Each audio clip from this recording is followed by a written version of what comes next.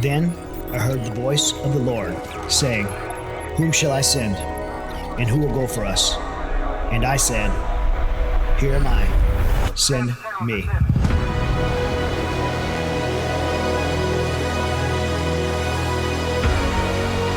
The two most important days in a person's life are the day that they're born and the day they find out why.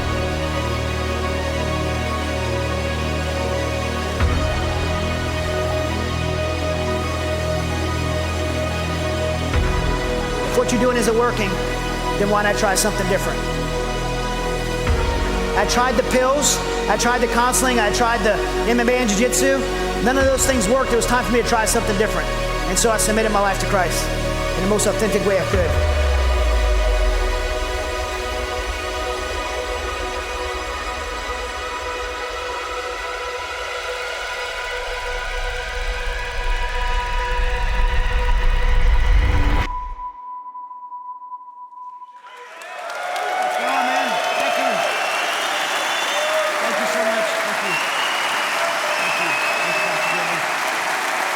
Thank you, man. That's awesome. Thank you. Appreciate you guys. You guys are awesome. Thank you so much.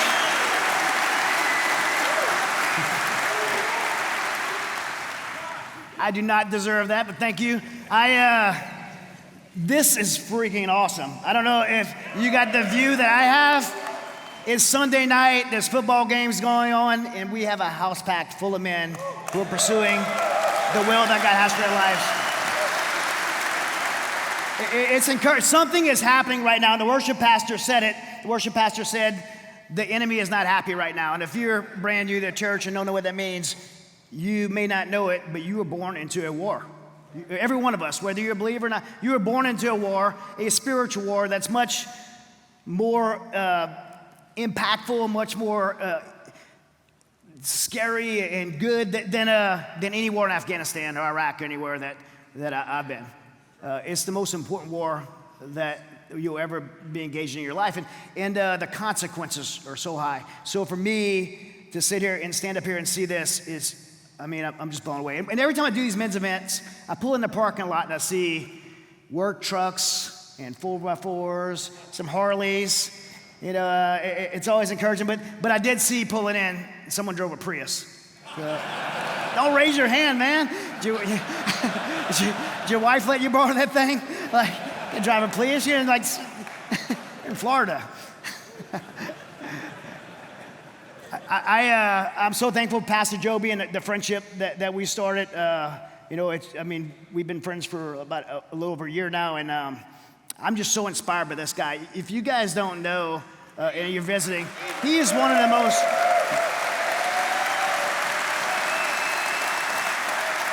He's one of the most incredible pastors in this country. And right now, while we're standing here, there's over from what I understand, almost 250,000 people at Charlie Kirk's funeral. And Charlie, which is amazing.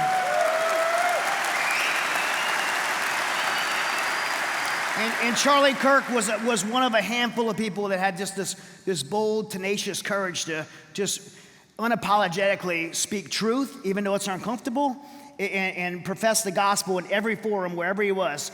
And unfortunately, and I say this cautiously, not flippantly, because it's a very tough thing to throw out there, but it's the truth. Unfortunately, there's not many pastors in America that had the same courage that Charlie Kirk had. But Pastor Joby is one of those, and I watched him from far,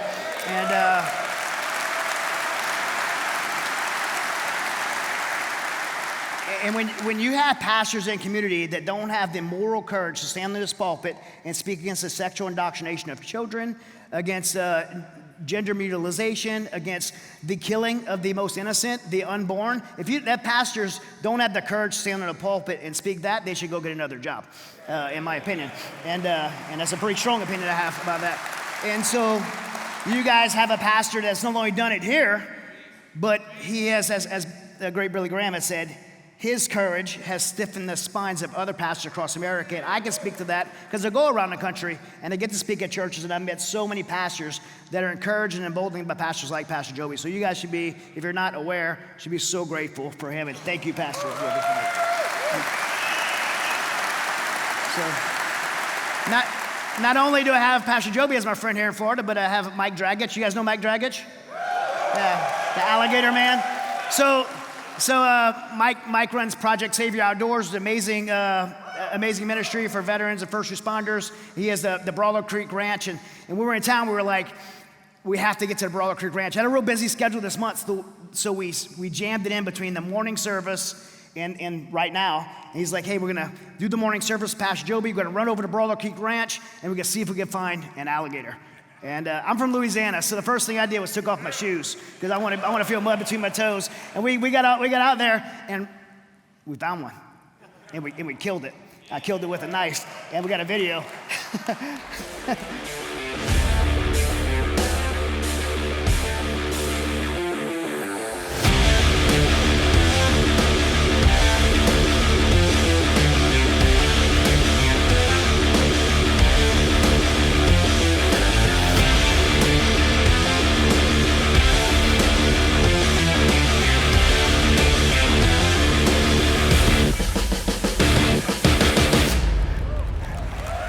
Pretty fun. Hey, thanks for that, Mike. That was pretty rad, man. We didn't want to show the picture of me, and we were in the house of the Lord, of me knifing that thing in the head, but he's no longer with us. But we're not wasting him. I think Willie was just here. I'm really good friends with Willie Robinson, and these animals were put on the planet for us to enjoy in our bellies, and so he will be put to good use. I want to say one more thing before we get into the message, and because we talked about Pastor Joby introduced a real kind introduction to my family. I've been married for 30 years. I don't have my wedding ring on because I forgot my wedding ring at a men's conference. So if my wife's watching, right, everybody knows I am married 30 years. I had 3 adult kids, 28, 27, and 25 years old, and then I have 6 grandkids. And then we were empty nesters for about 7 years. My oldest son was 24 when my niece got pregnant and asked us if we'd step in. And so we adopted Summer. And I thought, man, we're gonna bless this little girl. How naive of me. She's been the biggest blessing to me the other way around in my life. I didn't even know I was missing anything until she came home and just filled this giant hole in my heart. And she's just so amazing. So we have a 4th daughter, Summer. She's 2.5 years old now. And it's thank you. It's crazy thing to go 24-year gap between kids and you parent so differently. Like, the things that I did different, I never would have thought of. When you're older, you like try new things. So one of the things was sign language. Like my wife's like, hey, we're gonna teach her sign language because she won't be so frustrated, she can communicate. And if you'd have told me that 24 years prior with other kids, I'd have been like, that's ridiculous. I won't use the word I would say, but that was ridiculous. I'm not gonna, wouldn't do that. But so we could teach her sign language. So we taught her sign language, and she was right. She was able to communicate like really young and say things like when she was all done, like if she wanted more, if she wanted water, milk, like all these different things she was able to say. Freeze, sniper, 3 o'clock, execute. Like, I had to teach her all the things so she could be part of the team. And so, she is absolutely amazing. Tonight, guys, I want to talk to you about war. There's many battlefields you're going to be on. Most importantly, I'll say, like I said earlier, the spiritual battlefield. I've been all over the world. I've been, spent a lot of time in the military. I've been all over the world, seen battlefields in Afghanistan and in my own home. And I want to share some of those experiences with you because I believe of all the things that I prayed about I could say up here tonight, it'd be sharing my personal testimony. But everyone wants to hear a war story, and I promised Pastor Joby I would give one. So my military experience was a little bit different than a lot of folks who served in the military because of the kind of nature of the job I had. I was a Force Recon Marine, and I had a chance to go on a JSOC task force. I actually got a contract to go over to a JSOC unit. If you don't know what JSOC is Joint Special Operations Command. It's where our premier Tier 1 Special Operations units are. They call it Special Missions Unit, Delta Force, SEAL Team 6, Task Force Orange, those kind of premier units that we have. And so I got a contract to go over and went over as what's called an AFO, Advanced Force Operator. And for those that don't know what AFOs are, which it's really kind of clandestine, probably the most undercover police work you could do in the military. You work typically by yourself, maybe one other teammate. You work with local nationals, in my case, Afghans, and you go out ahead of your Tier 1 assault units and do all the clandestine infrastructure to build the target package and the clandestine logistics so those assaulters could get on target, capture or kill the bad guys, and then safely get off. If you imagine Delta Force or SEAL Team 6, they're not just going after anybody, they're going after the top 10 or bad guys, and those guys aren't in the conventional military areas. They're out for Afghanistan, they were in eastern Afghanistan and the federal administered tribal areas across the border in Pakistan. So traditional military can't get in with conventional operations, so the AFOs go ahead and set all that up. And so that's what I did, and there's a picture of what we might have looked like outside of normal uniform. I think it's coming up. There it is. Oh, yep, there it is. I'm the short, hairy one. So, and so that's kind of, how I may look. That you were just working in those different tribal areas, and Aziz is the guy next to me. So Aziz is really a big part of my life, big part of my story. Aziz was not only my interpreter, eventually became my teammate, and pretty much did everything I did on all 8 of my deployments to Afghanistan, and more than anything else, Aziz became my friend. We would go into remote parts of eastern Afghanistan, across the border into Pakistan, working in tribal areas to build those target packages and get our assaulters on target to capture, kill those bad guys. And one particular story I want to tell you about tonight is our command was going after number 6. So if you imagine Osama bin Laden's number 1, right, number 6 on the list, they were going after him.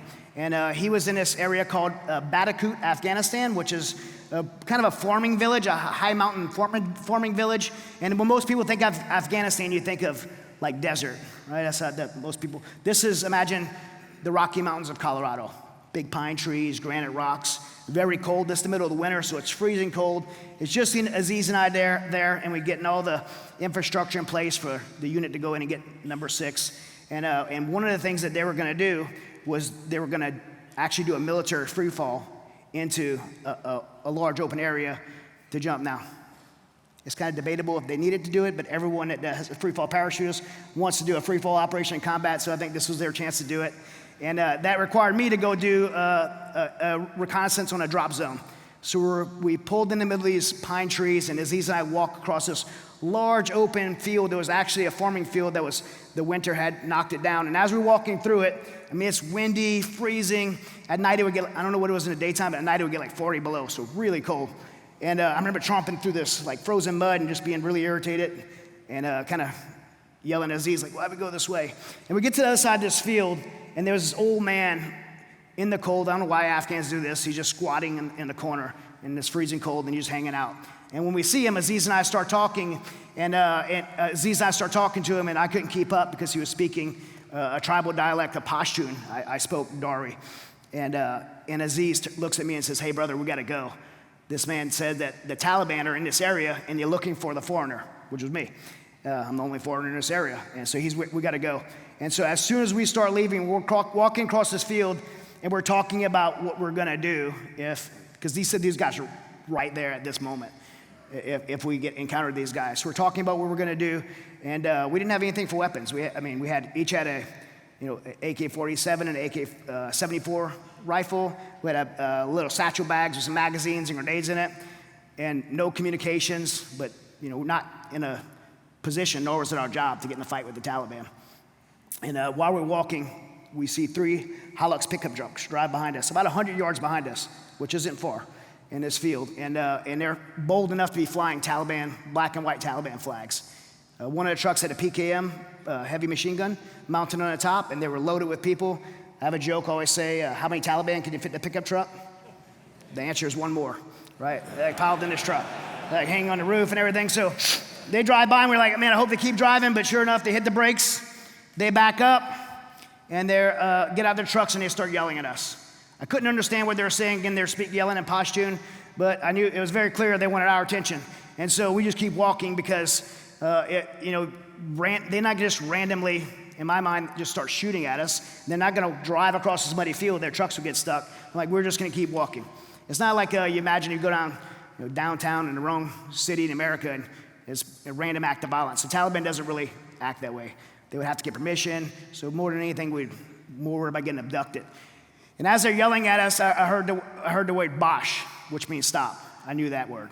And the only thing that probably stopped that moment was my heart, because I'm like, this is getting serious. They're not letting up. And then I heard what I didn't expect. I don't know if I heard a gunshot first or a pop, like over my head. If you've ever been down range of a round, you kind of hear the air crack over your head. And when I heard that round pop over our head, I knew we had to make a decision. We're in a situation that, in my training and my experience, is called being on the X. Now, the X is an ambush site, or in this case, a kill zone. And when you're on the X, there's two simple rules you have to follow. Is one, you have to be able to identify you're on the X, right? So you have to recognize and have an admission that you're in a situation that you have to do rule number 2, which is get off the X. You have to move. If you stay there, you're going to die. And so immediately you process, if I run, right, they're just going to gun us down and kill us in this muddy field. If I stop or turn and surrender, they're going to capture us and probably kill us anyway. So the only option, which seems crazy because it's Aziz and I and 20 to 30 of them, is to turn and fight. That's really the only option. And so I did an about face, and I raised my AK-47. And when I raised up the rifle, of all the people, I just saw one guy. And I can see it as I'm speaking, just one guy. He's standing at Port Orms with his AK-47, and he's next to a red Hilux pickup truck. And he has tactical vest on, like load-bearing vest on. And I raised my AK-47 and I fired 2 rounds center mass, and I thought I missed him, which at 100 yards, I was actually I can't believe I just missed this guy. I thought I missed him because the window busted out behind him, and everything just stopped. And then all of a sudden he just falls, and so I think the rounds either went through them or he went back and hit the window. When he fell, my initial thought was that we're about to get like an onslaught of gunfire. But actually the opposite happened. I think we shocked them, that we actually fought back. And so they all ran to get behind their vehicles. And when they ran to get behind their vehicles, they converged between the vehicles. And Aziz and I just started unloading in between that convergent point. And I yelled for Aziz to move, which initiated what we call bounding or a lateral Australian peel. And so what that is, a little bit of tactics here that I'll tell you is, as I'm shooting, Aziz would move without shooting because he didn't want to draw attention to himself. I want to draw all the fire to me to cover in the move. So he moves, he sets in place, then he starts firing, and I move past him, and then we bound off the battlefield. That's a lateral Australian peel or bounding. And so Aziz and I were doing this, and in about the third iteration of doing this, Aziz does something that caught my attention, is he broke the rules. He's supposed to be moving, and I'm covering him, and he stops, and I'm thinking, why is he stopping? I seen him raise his rifle. I'm like, why is he raising his rifle? And he fires, right? Which is now I'm not taking that attention. He's actually took it off of me onto himself. What I didn't see was Aziz saw a fighter with an RPG, a rocket-propelled grenade launcher, and that would have came directly towards me. I was the one drawing the fire. If that guy would have fired off the rocket, it would have killed me. And so he exposed himself and laid his life before mine, literally, and shot that guy before the rocket went off. Now, and you watch a lot of movies. If you guys watch war movies like I do, everything seems like super rehearsed and tact. At that point, all those tactics went out the window, and I was just like, run! And we ran off that field in the truck. And I really believe God protected us that day because it's such a short distance. We heard a lot of fire, but I never even seen a round of dirt fly up next to us. So I believe God protected us in that moment. We went back we drove in our truck back to our safe house, and we contacted our command and reported it to our command. And really the command put it on us and said, hey, do you think this operation is compromised, or do you think this is just chance contact? Meaning it was just a foreign in the area, they were just curious. And it was Aziz, who's not even from our country, a job for him, defending his country. And he's like, no, I think that was chance contact. I think this operation is not compromised, and we need to stay here and finish this mission. And inspired me and our Tier 1 team to finish the mission. And 2 weeks later, they came in, and they didn't capture but killed number 6. And it was pretty amazing. He's an amazing dude.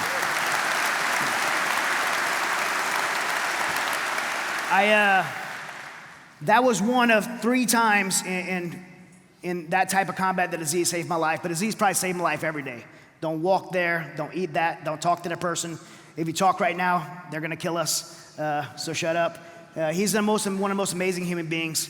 And I'm going to close tonight by telling you more about Aziz. But after that incident of being on that X in that field, open field in Badakhut, Afghanistan, and I can fast forward a few years later, I found myself home in a different battle, trying to fight off the X, dealing with anxiety, depression, anger, severe panic attacks. I was on the X again, but this time I didn't recognize that I was on the X. That read rule number 1, I didn't recognize I was on the X, or I didn't want to admit I was on the X. And because of that, I couldn't do no rule number 2, was get off the X. I chose to stay on the X for a period of almost 2 years, or 3 years, period of almost 3 years, and it almost cost me everything. My hardships in my life did not begin in Afghanistan. My father was a Vietnam veteran. In fact, we have about 90 years of service, World War I, World War II, Korea. My father was the first Marine in our family. He went to Vietnam. Both my sons are Marines. One of them went to Afghanistan as well. So long history of service in our family. But when my father went to Vietnam, any Vietnam veterans in here? Welcome home, sir. Thank you for your service.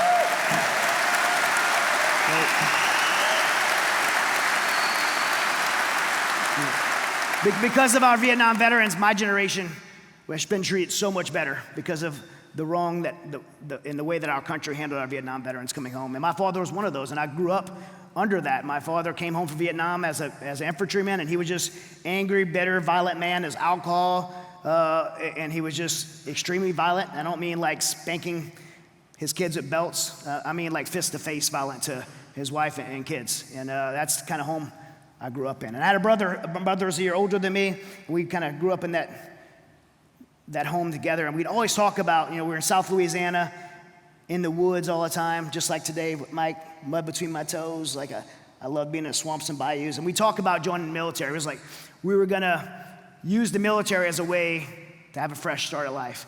And at the young age of 13 years old, we were watching this video, and it had this, I remember the cover of the VHS tape. And this video was Be Someone Special, Navy SEAL video. And this Navy SEAL comes out the water. He has his goggles on and his regulator in his mouth, a boonie hat on, seaweed hanging off him, his face painted green, twin 80 scuba tanks on his back. He's coming out of the water with a rifle up. When I seen that, I was like, I want to do that. But I don't want to be in the Navy. I'm sorry to my sailor friends. All the branches are great. All have so many things in common. I think the most thing we have in common is that we all want to be Marines. But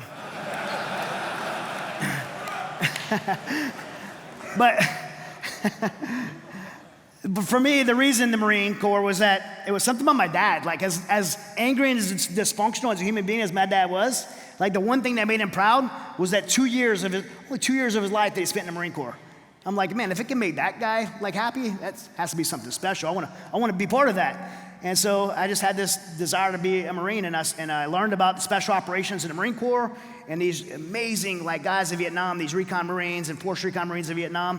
And I was reading these books as a teenager, and I became just obsessed with it. So at 13 years old, I started running and swimming. My brother and I were doing it together, and about a year into that tragedy at my family, my brother was shot and killed. And it was devastating to me. He was the closest person to me in my life at that time. If anybody's grown up in a dysfunctional home like that, you know how tight the siblings getting. And it just stopped everything. Even the dysfunctional family that we had, that broke apart even further. My mother couldn't handle the loss of a kid, so she went and lived with her parents. My dad couldn't handle a grieving wife. He moved overseas. I'm 15 years old now, living with my 20-year-old sister, trying to work, prepare for the Marine Corps, prepare to go into special operations, and put myself through school. I wasn't able to do it. And at 17 years old, I'm like, I'm not going to be able to graduate high school. So I go to this Marine Corps recruiter named Staff Sergeant Ronald Brown. 30 years ago, I still remember his name. Most people remember their recruiter's name because they hate him. I remember this guy's name because I'm thankful for him. Like, I wasn't getting a high school diploma. He'll be getting the Marine Corps without even a high school diploma. And I go to, he probably needed to fill an infantry contract, so that's what I took. And so I went in the Marine Corps Infantry, and I made a promise to them when I got out of Marine Corps Infantry School that I would get my GED, and I did. And all these years later, I have an MBA. Pastor Joby said I can't even spell MBA, but I got one. I say that not because I care about MBA, and I'm super embarrassed you mentioned Harvard because I think it's a disgusting university. But, I say that because the Marine Corps for me was a second chance at life. It really gave me an opportunity. And it gives a lot of young men and women in this country an opportunity, but the military does that. And I get to speak at Marine Corps boot camp all the time for over a decade now. I've spoken to over 500,000 troops, and most of them at Marine Corps boot camp. And they get there, and you stand on these, when you get there, you stand on these yellow footprints, and you raise your hand, and you make this oath. But when you're on those yellow footprints at Marine Corps boot camp, it's really a special thing because you're detaching yourself from your childhood and whoever your parents was, because the Marine Corps doesn't care who your daddy was, if you lived in a mansion or a trailer park or the ghetto. They don't care if you're black, white, Asian. The Marine Corps don't care about any of that. They say you're all equally worthless when you get there. But it is a chance for you, no matter who your dad was or where you came from, to make your own way in life. And it's a fresh start. And it was for me. And for some reason, at a young age of 17 years old, I completely embraced it. And I just dove in head first. And I got to, do the job that I wanted to do, become a reconnaissance Marine. I wanted to dive. I wanted to go to military free fall parachuter school. I wanted to do all these schools and all these things, and got to do all that. The problem was, it's 1993 when I went in, it was a peacetime military. And I was like you do all this training, you want to go to war, right? That's why you pick a job like that. The schools are fun, but you want to go to war and do it. And unfortunately, that came from me at the cost of 9/11. I remember, I see a lot of gray hair, and from here you can see the lights, you can see a lot of bald heads in here. So I know a lot of you guys remember. When those planes hit those World Trade Center buildings, I was sitting on my couch. I was a sergeant at 3rd Force Reconnaissance Company at the time. I was in that type of unit, being in that type of job. When that happened, I knew my whole world changed, my life changed. I mean, when the first plane hit the building, I'm like, my first reaction was like probably a lot of people. What kind of moron drives an airplane in that building? Like, it's pretty big. Like, how do you hit a building? But when the second plane hit, I knew my life just changed. And by the way, everyone in the military at that time, no one was like, oh my gosh, we're going to war. Everyone was showing up like, hey, what's up, sir? Like, let's go. Like, let's go do this. And especially being in special operations, you just think, I'm definitely going. Everybody's going. And 2 years later, I'm still waiting to go. I wanted to go so bad. And the opportunity came up for this contract to go over to, what I believe to be the premier special operations unit in the world. And I had the opportunity to do that. And, by the grace of God, and not by my skills or resume, because I was way out qualified for people that got to go there, I got a chance to go. And I got exactly what I asked for. And I'll never forget landing at Bagram Air Force Base in the middle of the night. Because of my job, I didn't fly with my unit. I flew there to meet my unit. There was a few SEALs on the plane with me, and they went off and did their thing, but I had to wait on the tarmac of Bagram Air Force Base in the middle of the night for my point of contact to come meet me. And so I'm sitting there in the middle of the dark, my first time in a real war zone, and I'm thinking, there's some alligator blood on me. Big chunk of alligator blood, Mike.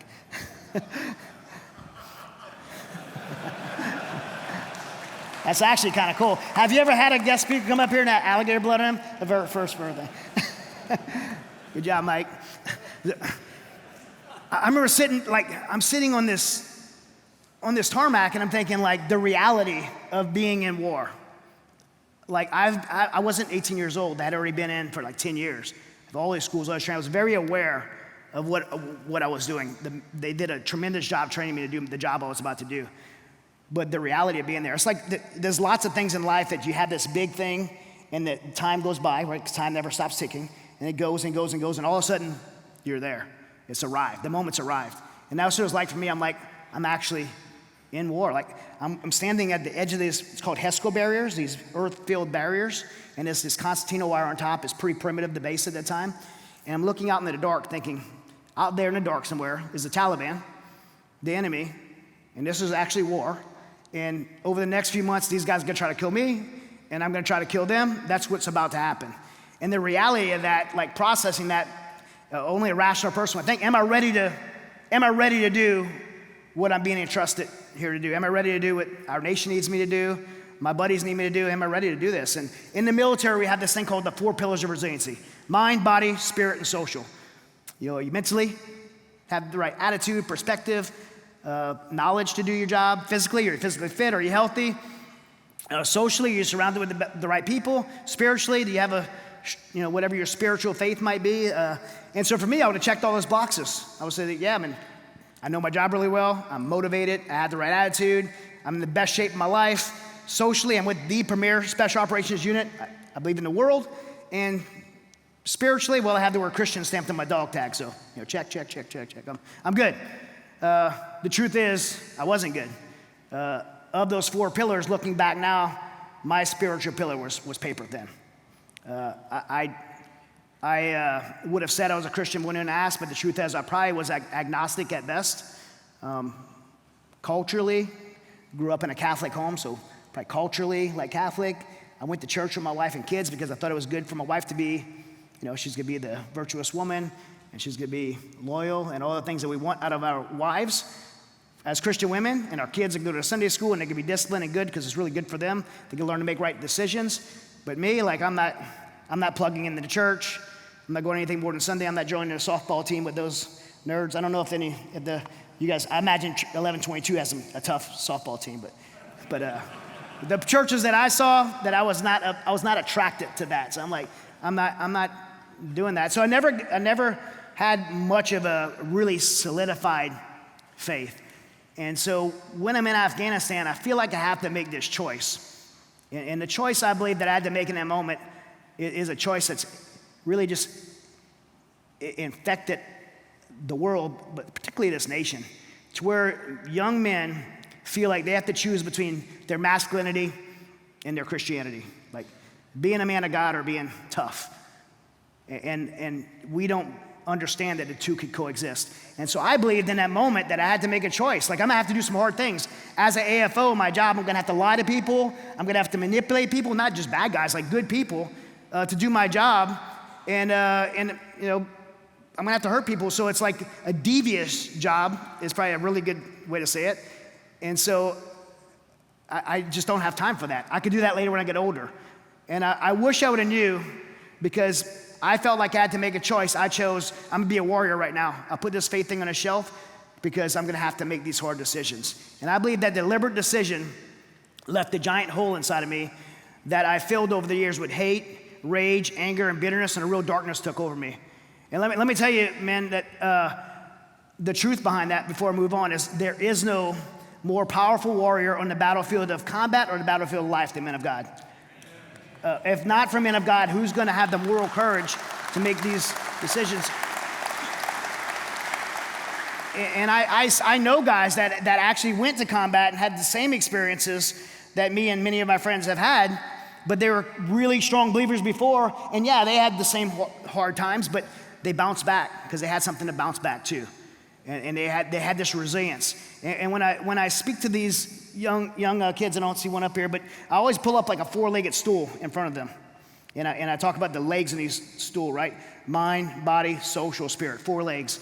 And on the surface, we put up a really good front. Those legs might look weak, but one of them might be fractured, one of them might be weak, and we all kind of do that. Our life, like on the surface, it looks like our pillars are good, but if one of those legs were weak, one of those were kind of fractured, when you put weight on it, when you sit down on it, whichever one's weak will break and you go crashing down.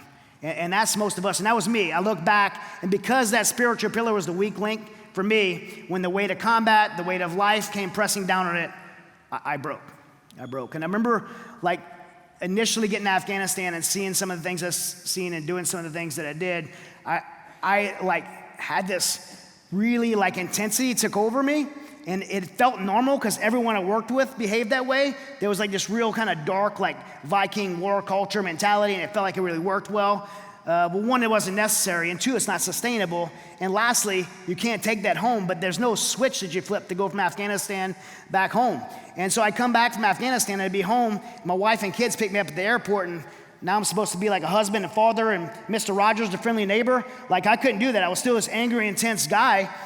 And I could put on the act for, a day maybe, but within a short time of being home, I'm punching holes in the wall, slamming doors, yelling at my wife and kids like a Marine Corps drill instructor.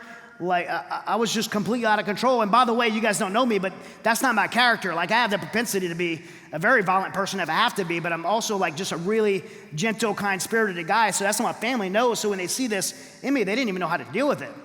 And I just couldn't control it.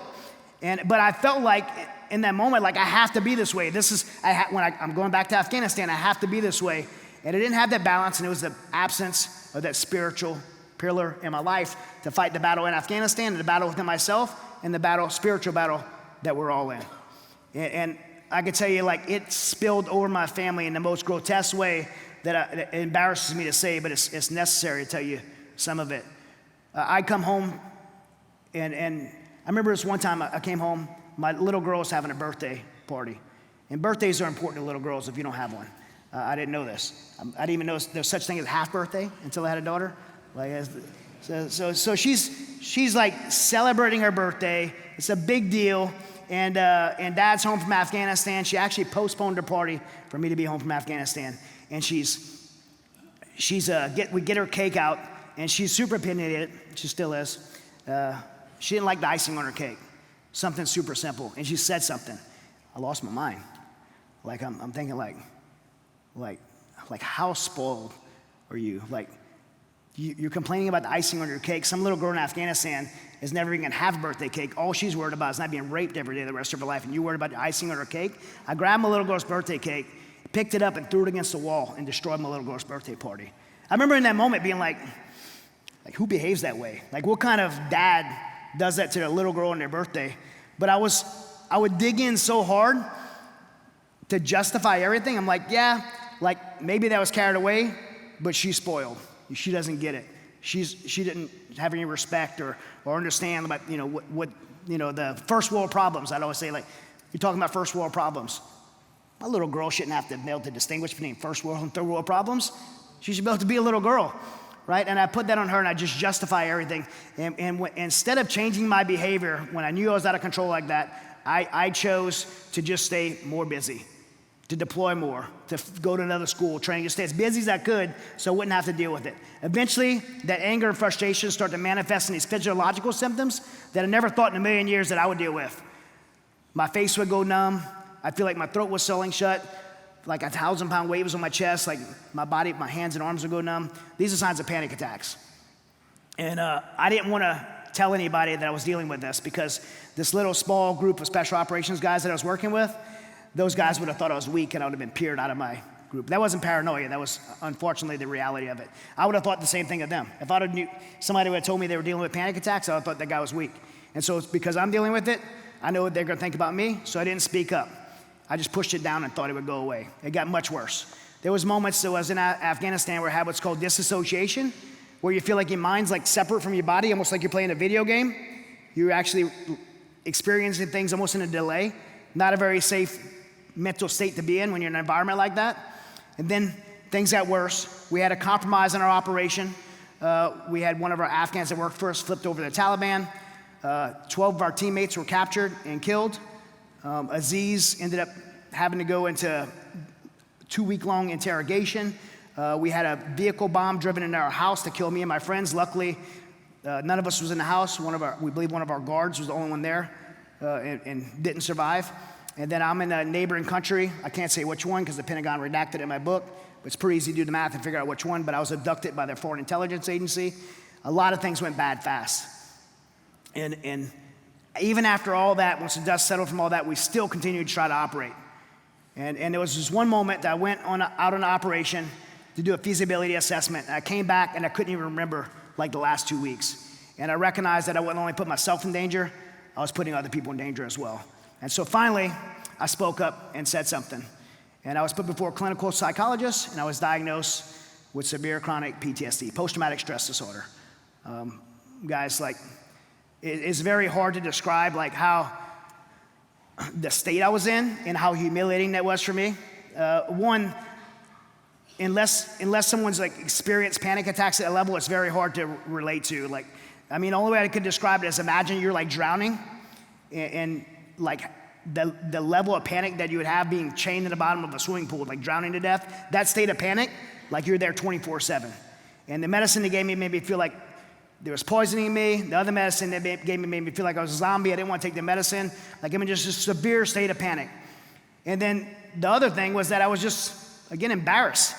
Like, I mean, I had worked my whole life to be there to, I never felt qualified to be anywhere I've been, by the way. I'm like, always just worked really hard and like, I'm like, oh my gosh, I got in the Marines. I didn't even have a high school diploma. Now I became an infantryman. I go to Recon and then Force Recon and then get to go to this JSOC task force and do this amazing job to get to do there and get in this premier mission. Like I never felt like very qualified to be. I always just felt like I had to just work really hard. And so I felt like I let everyone down. I mean, imagine like if you were in like Little League and football and then you make it to high school and then you get to Division I in college and then you go to the NFL and you get to the Super Bowl, which would never happen for me because I'm 5'4", but you get the point. Like I worked my whole life to get to the Super Bowl for me and I fumbled the ball. I was humiliated. I didn't want to see anyone. I didn't want to talk to anyone. And my wife and my counselor were trying to find something to snap me out of it.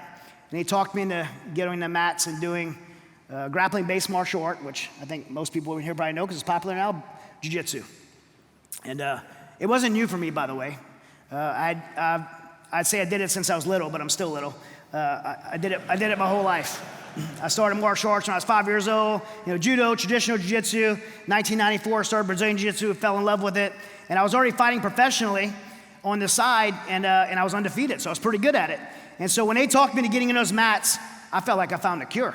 Like you can't grapple and think about Afghanistan or your buddy's gonna beat you up. You have to be mentally present, which makes it a good thing. But like you could have a medicine that's a good thing for being sick, and you could abuse that medicine as well. And so I took this good thing and I abused it and chose to stay on those mats 24/7 and not get healthy.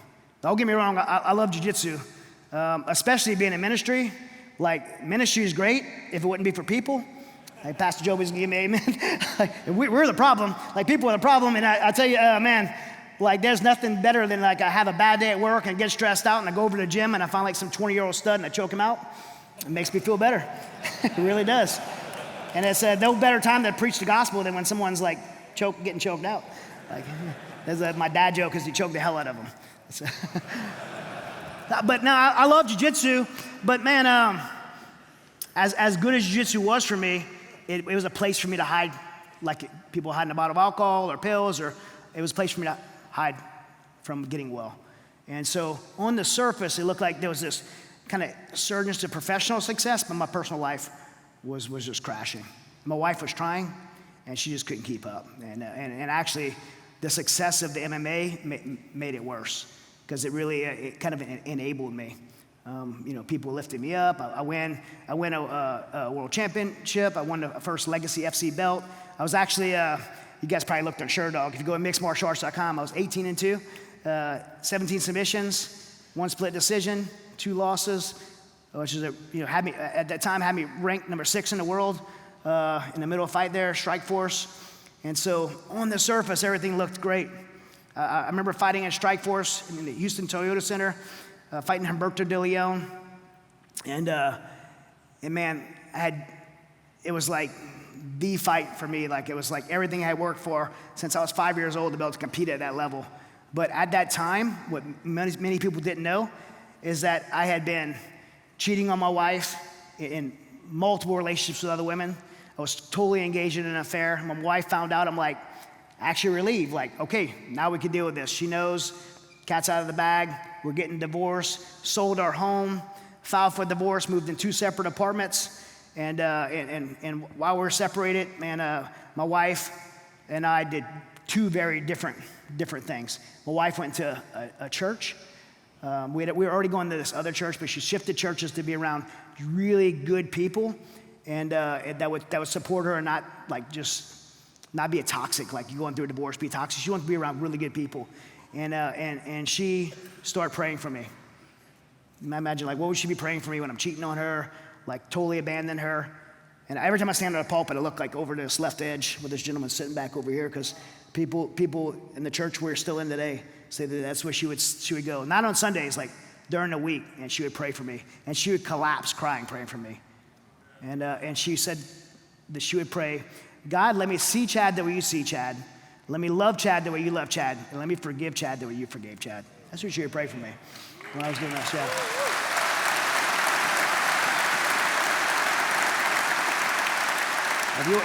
If you want to talk about warfare, that's warfare. That's going to battle. She was going to battle for me and at the time, by the way, she'll say this, she hated me, right? But she loved me at the same time, and she was fighting. Even though she knew at that time that our marriage probably was never going to recover, she was still doing that. Meanwhile, totally different reaction. I'm in this bachelor pad. I don't have to deal with this woman anymore. I decorated my apartment up like within 2 days of being there. It's disgusting for me to say, but in this men's event, it's very important, like I think, for me to say. I intentionally didn't put any family pictures up. I had them on a shelf in my closet because girls would come over and I didn't want them to see that. I look back, and like I said, it's just disgusting for me to think of that. But that's what I was doing. And now I'm in this big fight, 3 months in our separation, and showtime. I win this fight. It's my first decision. And I'm standing in the middle of the ring in a Toyota Center in Houston, Texas. 10,000 people in there screaming. It's kind of deafening when you have all these people around you because you're surrounded 360. And everybody's screaming. And I have no idea who won because I got knocked down every time. Every round he punched me in the head, knocked me down. Every round I kicked him in the head, knocked him down. Mouthpieces flew out. I have no idea who won. I remember asking my corner, like, who won? They're like, I don't know. And I'm like, oh man, I just lost my first professional fight. First judge calls it for Humberto. Second judge calls it for me. I'm like, it's gonna be a split decision. And the third judge calls it for me. My hand's raised, like, and all this relief comes off. And while everybody's cheering, I remember thinking, like, I'm looking around and everything kind of got quiet. I'm thinking of all these people here, not one of them was Kathy. And she had been in my fights before. And I'm like, man, I just fought so hard for this stupid fight. I love the sport, right? But in contrast, the stupid fight and the stupid brother win on my record. And I'm not fighting for the most important things in my life. And I actually walked out of that ring like with my head held down, ashamed.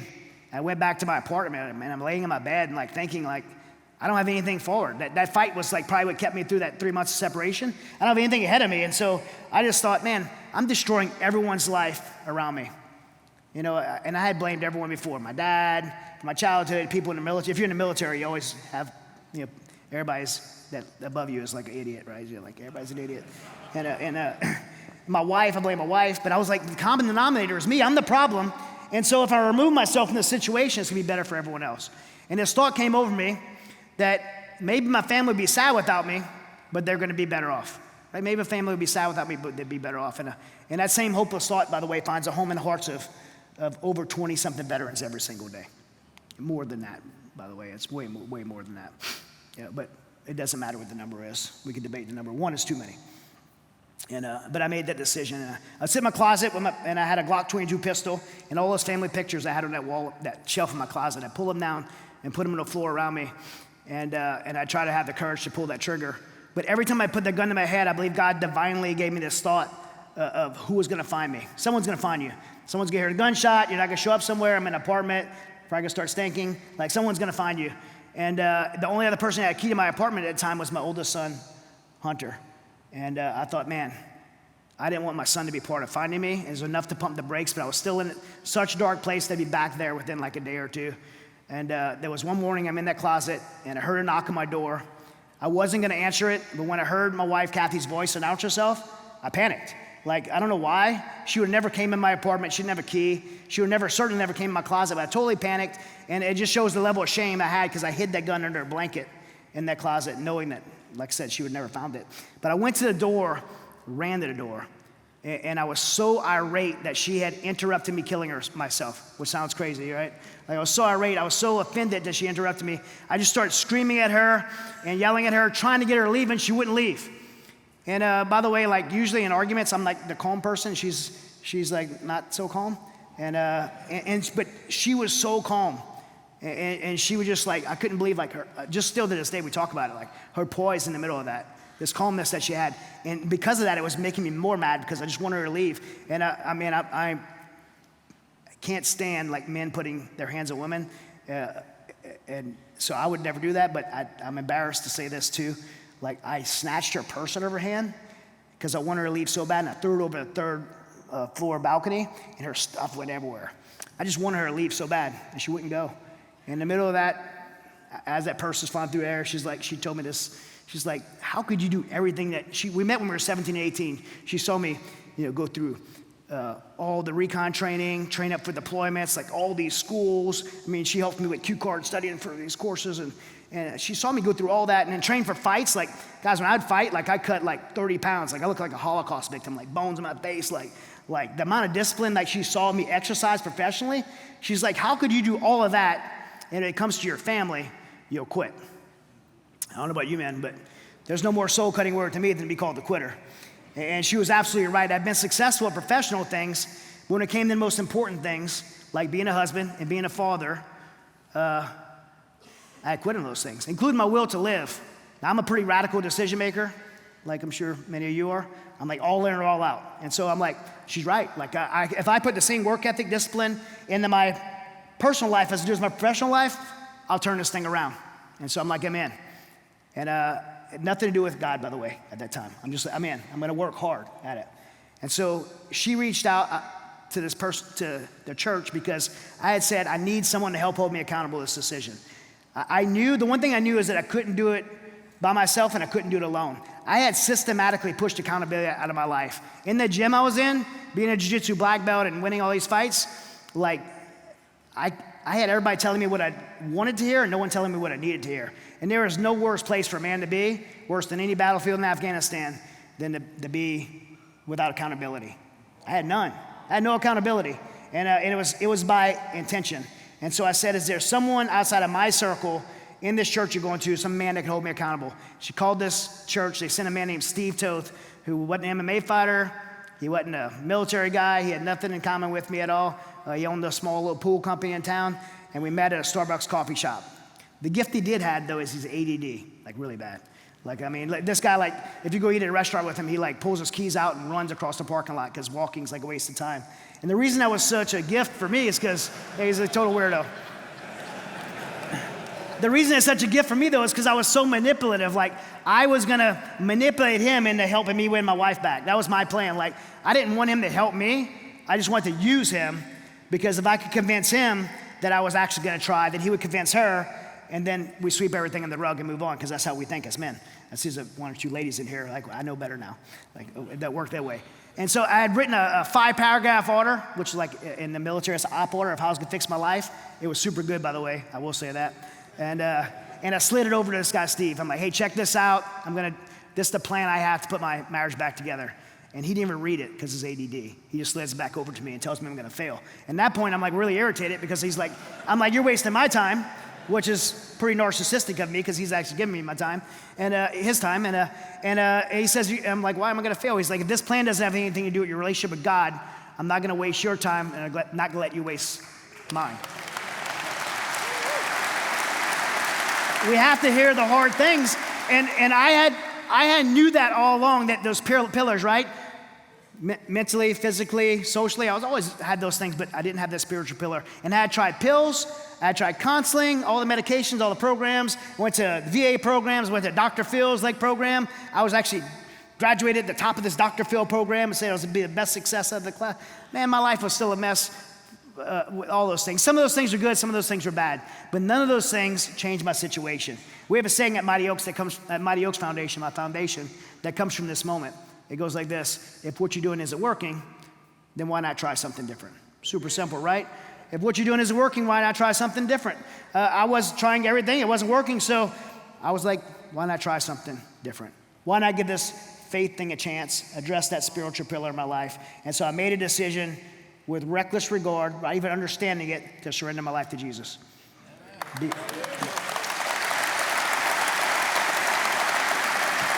Beyond that decision, guys, I had received about a year of discipleship from Steve.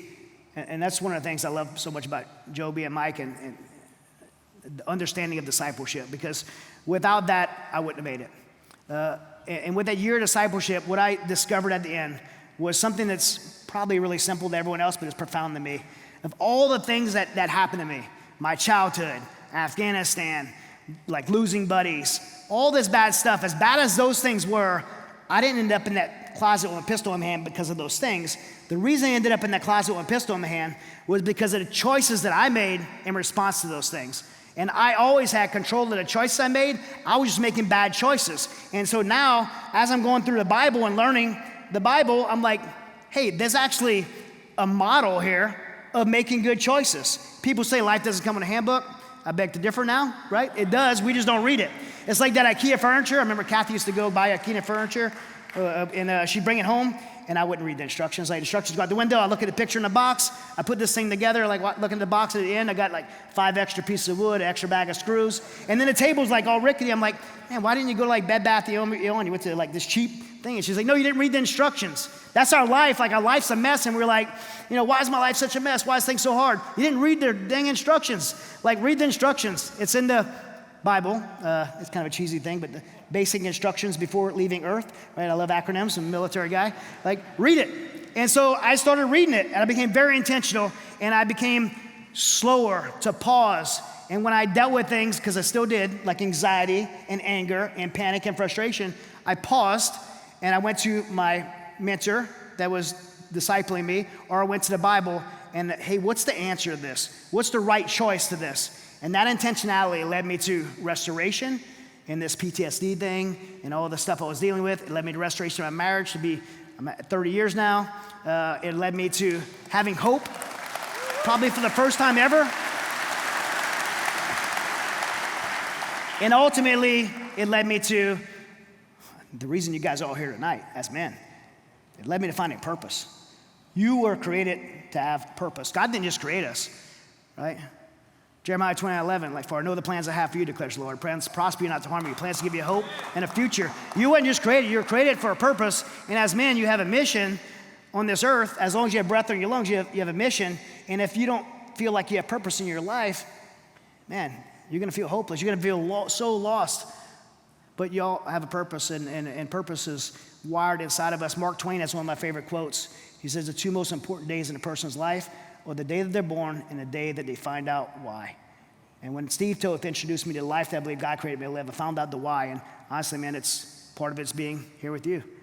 Sharing from one man to another what it looks like to go through a battle, to be engaged in a battle, and to win a battle. Because by the way, if you read the end of this book, we do win, as dark as it may seem. But you get a chance to be invited to be part of the battle. Mike and I were talking today, and one of my favorite verses is Revelations 12:11. Because if you read in Revelations 12, it talks about Satan's plan to destroy the earth. He deceives us, he divides us, right? Turn on the news, whatever one you want to watch, Fox, CNN. I kind of figured out which one you probably watch here, but whichever one you want to watch, like, turn it on. We're being deceived, we're being divided. Right? And so that's Satan's plan to destroy the world. And God gives a very simple 2-step plan. It's super simple, right? One is the blood of the Lamb, which is Jesus on the cross. You can't do that, by the way. It's already done, right? So we don't have to worry about that one. The second is the word of our testimony, right? And how do you have a testimony? Well, it starts with having a relationship with Jesus. You can't be who you're created to be unless you have a relationship with the Creator. And surrender, have a relationship with the Creator, and then you'll have a testimony and the power of your testimony. It's a 2-part plan. That's how we do it. And for me, that led to a burden that God put on my heart to share and pay forward with others. We started the Mighty Oaks Foundation in 2011. We've served over 500,000 warriors. Through that, we have resiliency programs, which is this picture of what our resiliency programs look like.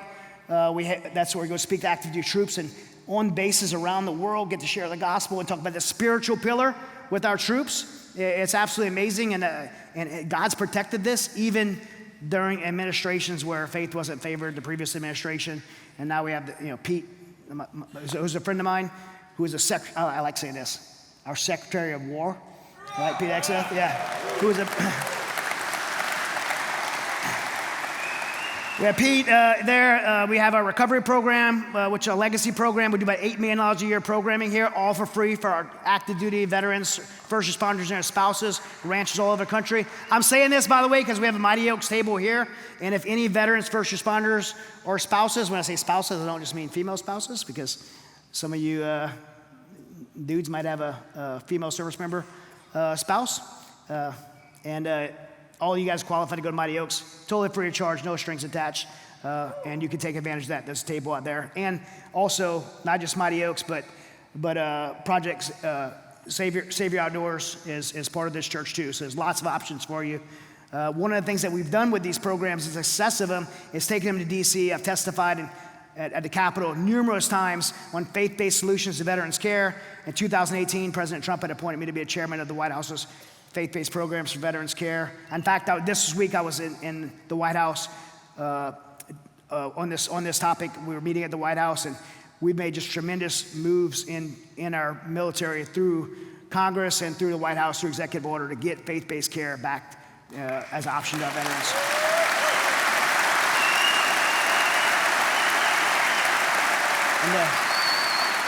And the last thing we do is we take our warriors who God said, the world said they were broken, they had no more purpose, they were diagnosed with PTSD, and they were like 100% disability, go sit on your couch the rest of your life. And we're like, no, you're better than that. God built you for more than that. You're still breathing. We have a mission for you. And a lot of them come back and teach at Mighty Oaks, but a lot of them have went around the world to share the gospel and help build resiliency programs with foreign militaries, our allies around the world. And we've done about 30 trips to Ukraine. I went to Ukraine 10 times, both on the Mighty Oaks side and humanitarian rescue side. And it's been incredible work to watch. And our team at Mighty Oaks is so we have about 100 staff members, about 40 full time and about 60 part time. Absolutely incredible.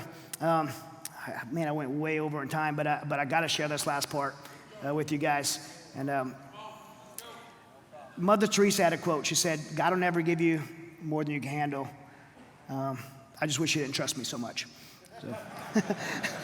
So I felt that in 2021 because all this stuff we were doing at Mighty Oaks, I'm like, man, this is what God built me for. Like, it's perfect. Like, everything I've been through, it like fits. And then we hear the President of the United States in April of 2021, get on the news and say, we're going to do the full and complete withdrawal out of Afghanistan. Not a popular thing for me, many veterans.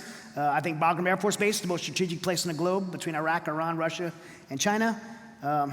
We had 2,000 to 4,000 troops there. I can name about a dozen places in the world that we have 2,000 to 4,000 troops. Why would we take them away from those strategic places? There was obviously other things at play. And we have won the war a long time ago. It's really just supporting the international community, supporting and advising the Afghan National Army and Afghan National Police and keeping the Taliban at bay and terrorism at bay in Afghanistan. So for me, I was like, I could go on and on about this. If you want to hear me rant more, you can go look at my old Fox News clips during this time. It was a completely ridiculous thing. I couldn't do anything about that, though. I get on news and rant about it, but what I could do was not leave my friend Aziz there. Aziz was still there. He had applied for a special immigrant visa back in 2016. He had 16 years in Tier 1 special operations. It's only supposed to take 9 months to get that visa. Our system was broken for these people that we made a promise to and had gave their lives. Many of them, over 60,000 Afghans, had gave their life in the fight for freedom in Afghanistan. Their fight for freedom, many of them have served alongside of our service members. And many have saved the lives of our service members, just like Aziz has saved my life. And him and his wife and 6 kids were over there, and they were gonna die for what they did for me and what they did for you. And I was not okay with that. There was no way that I could sit back on my couch and watch that happen. And so I'm like, I got some really good friends. I'm gonna call some friends, and we're gonna put together a group. And initially, we're just gonna get Aziz, his wife, and 6 kids. And that was the move we were gonna make. And we serve an incredible God that does miracles. And in the midst of that, God burdened all of our hearts to stay and help others, Americans, interpreters. And I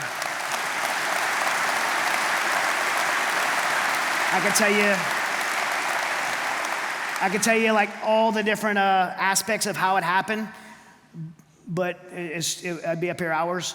You could go read the book Saving Aziz and kind of breaks it down. But we were able to orchestrate this impossible miracle after miracle that led to the recovery of over 17,000 people from Afghanistan. And at the very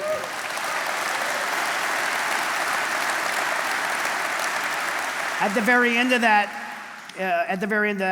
we get to we're all wrapped up, and as we found out that the resistance fighters are moving their women and children across the Panjshir River into a country called Tajikistan so that they could stay and fight. And that really inspired me, because, as much as we fought, we fight here, we fight abroad. Our families are safe at home, but their wives and kids are there. They want to get them out of their country so they can fight. And I'm like, we could help there, because the Tajikistan mountains, those mountain ranges, like 25,000 foot mountain peaks. They're going to get women and children across there. The Panjshir River is a Category 5 rapid river. Afghan women don't swim, by the way, and they usually have a kid with them or a kid in their belly. The water is ice melt water. So to cross that river is impossible. And then you had the Chinese military there, the Russian military there, the Taliban there, the Tajikistan border guard there. None of that was on the news, but that's where they were trying to cross. And so we figured we could help build routes for them. And so by the grace of God, the Marine Corps allowed a Marine named Staff Sergeant Dennis Price to the only active duty service member I know to be allowed to do humanitarian work. He and I went into Tajikistan, and for 10 days we did about 90 miles of border reconnaissance, and we assessed different route crossings doing what's called fording sites. And we swam across that Panjshir River every night for 10 nights to build those routes out for those ladies. We have a picture here in the bottom corner. That's the Taliban about 30 yards away, and you always take a selfie when you get the Taliban like 30 yards away. But this is Dennis Price, and the reason I want to share the story in closing is because of this. As I'm going to the airport to fly there, my wife and I get in a big fight on the way to the airport. I don't know if everybody gets a fight with their spouse on the way to the airport before you leave for work, but we get in this big fight. She's like, "Why are you going? Aziz is out. You guys got thousands of people out. Like, why are you going back? What are you trying to prove?" And the only way I knew how to describe it to her was this. I said, "What if it was us? We often think this could never happen. What if it was us? What if it was our daughters, our sons that'd be forced into atrocities to fight? What if it was our daughter that'd be forced into sexual slavery to be raped every single day the rest of her life?" Because that was happening as young as 9 years old, by the way. And I don't mean like raped, through a forced marriage. I mean like brutally raped, like a dozen times a day by different Taliban fighters. Like, what if it was our daughter there? Wouldn't we be praying that someone would come help us? And I'm not a guy that jumps on every opportunity, but if the God's opening the doors, I'm going to go until they're closed. And I felt like it was still open. And I was like, some little girl over there is praying for us to go. Some parents are praying. And so we went, and as I'm going there, I meet with Dennis at the airport, and I tell him about this fight we had. He's like, "Yeah, me too, man." It's like, and we're both having this, and so we prayed together. And on that flight, as I'm going, I'm thinking like of Dennis, and I'm thinking of what Kathy said, and I'm like, what if the last time I stepped on Afghan soil, I buried 15 friends, I had these anxiety and panic attacks. What if that happens again? What if I go back to, at the times I've been before to the hospital with blood pressure, 130 over 200. What if that happens while I'm out there? And Dennis has 4 little kids at home. So all this stuff started going. Fear is coming in. The enemy is speaking in. And I thought back to all those kids that I talked to. I say kids, these young men and women I talked to at boot camp. 500,000 of them. And I sold them this story about the one time that I went to Afghanistan and had 3 of those pillars. But my 4th pillar I didn't have. And if I'd have had that 4th pillar, man, I would have been A-okay. And they're like, was I selling snake oil, or do I really believe it? And I do, by the way. I really believe it. So in that plane, I just told Jesus, I said, "You burdened my heart to go there and help these people. And if you want me to go there and help these people, I need you to take this fear, anxiety away. I need you to give me a clear head for us to do what we're being called to do." And Dennis and I talked about it again. We prayed. We went there. We drove 12 hours to that border, and we spent those 10 days doing that. And there was this one moment, we're going to swim across the river, and there was a perfect spot. But in that moment, there was a Taliban checkpoint with 3 Taliban fighters on it. And that was about 100 yards this way, and about 300 yards this way was a Chinese BMP, a mechanized vehicle with a heavy machine gun on top of it, and a giant spotlight for people swimming across the river. And we had to go across in that moment. And I remember thinking, this is pretty crazy. And I walked out to the edge of that river by myself. I walked away from Dennis, and I didn't have my Bible with me, obviously, because the area I was in the world, but I had the Word of God in my heart. Psalm 23. Psalm 23, "The Lord is my shepherd, I lack nothing. He makes me lie down in green pastures, leads me beside quiet waters. He refreshes my soul, and he guides me in the right path for his name's sake. And even though I walk through a darkest valley, I will fear no evil, because he's with me, and his rod and his staff, they comfort me. He prepares a table for me in the presence of my enemies. He anoints my head with oil, and my cup overflows. And surely his goodness and love will follow me all the days of my life, and I'll dwell in the house of the Lord forever."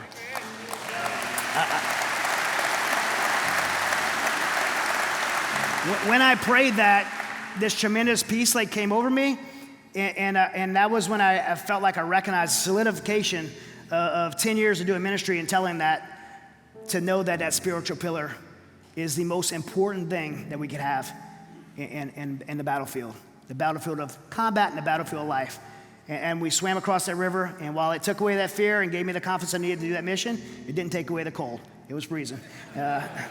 But we got it done. And 3 days later, I came back from there, and I went back to Marine Corps boot camp 3 days later from coming out of the water, and was able to share that story. And since then, I've been able to share it differently. And again, we're all in a war. Worship is warfare. And in this country, now more than ever, needs men of God to rise up and be the men that God created us to be. In our homes, in our communities, in our churches, this nation needs you. But you will not be able to do what God created you to do and be who God created you to be unless you have a relationship with Him. That's where it starts. And this country needs you to do that. This world needs you to do that. And the kingdom of heaven depends on you to do that. Can we pray? Lord, I thank you so much for these men. I thank you for Pastor Joby and his leadership here. I pray, Lord, that whatever each of these men are battling, I don't know them, but you know each and every one of them. You know whatever X they're stuck in their life, Lord, that they will have eyes to recognize the X that they're on, and the courage and willingness to get off that X and step into the very lives you created them to be the men that you created them to be, and do the things you created them to do, Lord. I pray that as the enemy speaks fear into them to keep them from doing that, Lord, they will have the courage, they will have the mental and physical resiliency to endure that, Lord, but they'll connect with men in this church, other men in this church, like-minded men, to have the social network, and they will tap into the spiritual foundation that comes through a relationship with you, Lord. I pray that for each and every one of these men, Lord, in Jesus' name, amen. Men, I just want to ask each of you, if you have came here tonight and never stepped in a relationship with Jesus, that you will do a self-reflection and recognize that you cannot do this life, this battle, this spiritual battle you're in, you cannot do it without a relationship with Jesus. And if you've dodged that your whole life, then today's the day. There's no time to waste. No better time than the present to make the decision. And I don't know why, men, but in my experience, one of the scariest things and the things that men cower from most is to make the decision. I believe it's part of the spiritual warfare that the worship pastor talked about earlier. The enemy just doesn't want you to do that. And so for every man here, I pray that you will, if that is you and you are not yet in a relationship with Jesus, just in your hearts right now, in your chair where you are, that you will make a decision right now to recognize that you are a sinner, you're fallible, you're human, and that you are not worthy of a relationship with your Creator in heaven for eternity. That's a truth that we have to recognize and understand. But we also recognize and understand that God loved us so much that He sent His Son to come on this earth and die for us on the cross, to carry the burden of our sin and create a scenario that allows us to have eternity with Him. If you can recognize that and surrender to Jesus, that because of His decision to do that for you, that He is your Savior, and you commit your life to Him, you will be changed eternally on this earth and in heaven. And you will have what you need to be able to be part of God's two-step plan to give the word of your testimony, to change the world around you and become world changers and kingdom builders. I pray that for you. I pray that for everyone in here. And in Jesus' name, amen. Thank you so much. Appreciate it. God bless you.